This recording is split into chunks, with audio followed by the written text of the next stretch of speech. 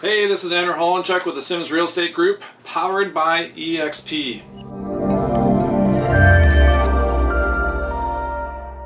Let's chat about the latest interest rate announcements. The rate hikes are creating havoc. Some homeowners are stressed to the max, possibly forced to sell their homes. I've connected with many sellers, and this is one of the first topics they're discussing. These interest rates are stressing them out. My business partner, George, will expand further. Are we finally nearing the end of this rate hike cycle? Interest rates are front and center these days, and for good reason. Despite a two-meeting rate pause by the Bank of Canada, the central bank resumed its rate hikes in June, sending interest costs even higher. The bank has now hiked its key lending rate 9 times for a cumulative total of 4.50 percentage points, or 450 basis points, since March 2022. For those of you with a variable rate mortgage or an upcoming renewal, it's undoubtedly causing you added stress and anxiety. Let's be honest, nobody likes to pay more interest. So, how much longer could this rate hike cycle last? The good news is we may be nearing the end, according to market and economist forecasts. Of course, forecasts are constantly changing as new economic data becomes available, so nothing is for certain. What does history tell us about the timing of the first rate cuts? Once we reach the bank's terminal rate, or the peak rate for this cycle, markets and borrowers alike will shift their focus to the timing of the bank's first interest rate cuts. And what can we learn by looking at past rate hike cycles in Canadian history? Let's take a look. 2004 to 2007, the Bank of Canada gradually increased its key interest rate from 2.50% to 4.50% to rein in strong economic growth and concerns about inflation. It took 5 months after the last rate hike for the bank to start cutting rates in response to the global financial crisis.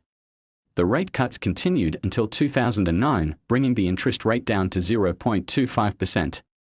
2010 to 2011, in response to improving economic conditions and concerns about rising household debt, the bank raised its key interest rate from 0.25% to 1% during this period. In this case, over 4 years passed before rate cuts began in early 2015. 2017 to 2018, the BOC raised its benchmark rate from 0.50% to 1.75% to combat strong economic growth and inflation. It wasn't until 2020, in response to the COVID-19 pandemic, that it aggressively cut rates to support the economy. It's important to remember that each cycle is unique, and the specific timing and magnitude of rate increases and cuts can vary. As seen above, the timing between the last rate hike of a cycle and the first rate cut can range anywhere from mere months to several years. The current outlook. Although the timing of the first rate cuts for this cycle have been pushed out to next year, nobody knows for sure when that will happen due to rapidly changing economic conditions. Some forecasts from earlier this year initially had rate cuts expected by now. And as BOC Governor Tiff Macklem illustrated in late 2020 when he assured borrowers that interest rates would remain low into 2023, even the central bank can get its forecasts wrong. As real estate and mortgage professionals, our job isn't to pinpoint where rates will be at a specific moment in time, but instead to keep on top of larger trends and help you find the best options given the information we have available. That's where we can help.